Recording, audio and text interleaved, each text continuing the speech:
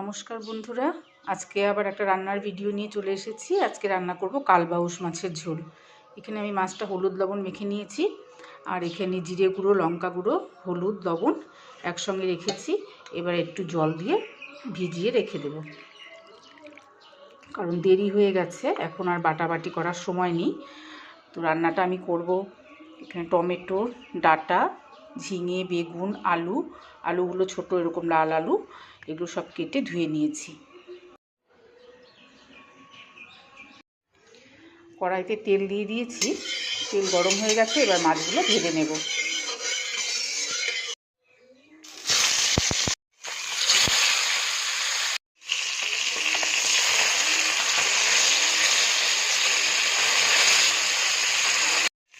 মাছ ভাজা হয়ে গেছে, এবার আমি তুলে নেব। ভাজা মাছগুলো তুলে নিয়েছি। তেলের মধ্যে আরেকটু তেল দিয়ে দেবো, আরেকটু তেল লাগবে, সবজি অনেকটা আছে তো। তেলটা গরম হয়ে গেছে, দিয়ে দিচ্ছি জিরে ফোড়ন।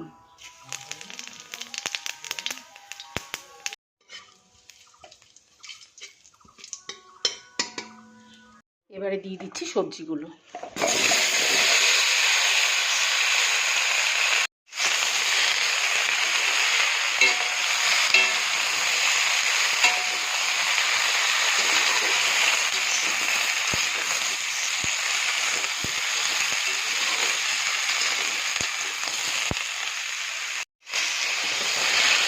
দু 3 মিনিট ভেজে নিয়েছি। এবার আমি মশলাটা দিয়ে দেবো। যেহেতু আমি হলুদ লবণ একবারেই মশলার মধ্যে গুলে নিয়েছি, সেই জন্য আর ভাজাতে হলুদ লবণটা দিলাম না। তাড়াহুড়োর জন্য এভাবেই করছি।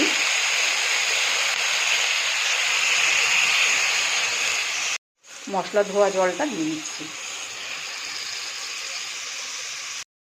এবার সুন্দর করে কষিয়ে নেব। কাঁচা মশলার গন্ধটা যতক্ষণ থাকবে ততক্ষণ কষাতে হবে, চলে যাবে না যতক্ষণ।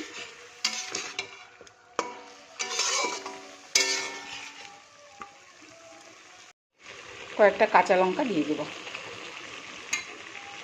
এই রান্নাটা কিন্তু কাঁচা লঙ্কা বাটা, জিরে বাটা দিয়ে করলে খুব ভালো লাগে খেতে, কিন্তু এরকমও ভালো লাগে। তবে আজকে সময় নেই বলে গুঁড়ো মশলা দিয়ে করে ফেললাম রান্নাটা। বাটা মশলা দিয়ে রান্নার টেস্টই তো আলাদা হয়। খুব সুন্দর কষানো হয়ে গেছে। এবার আমি দিয়ে দেবো পরিমাণ মতন জল ঝোলের জন্য। এই রান্নাটায় কিন্তু বড়ি ভেজে দিলেও খুব ভালো লাগে। আমি বড়ি দেবো ভেবেছিলাম, ভুলে গেছি। আর পরে ভাবলাম না, থাক।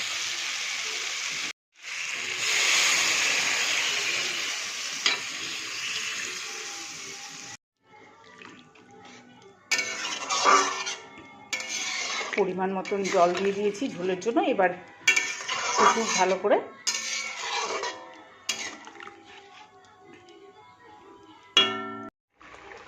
ঝোলটা ফুটে গেছে। এবার দিয়ে দেবো ভেজে রাখা মাছগুলো।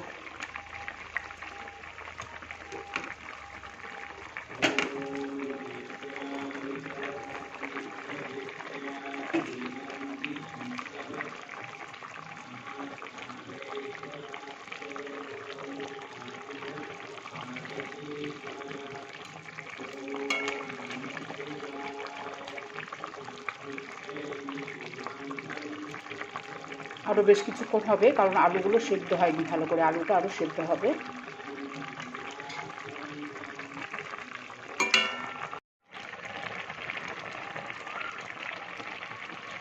আলুটা সেদ্ধ হয়ে গেছে, মোটামুটি রেডি। এখন আমি ধনে পাতা ছড়িয়ে তারপরে নামিয়ে নেব।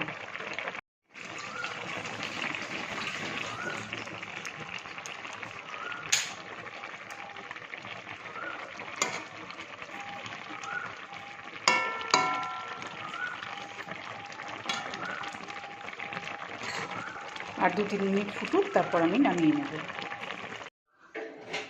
এবার আমি ঝোলটা নামিয়ে নিচ্ছি।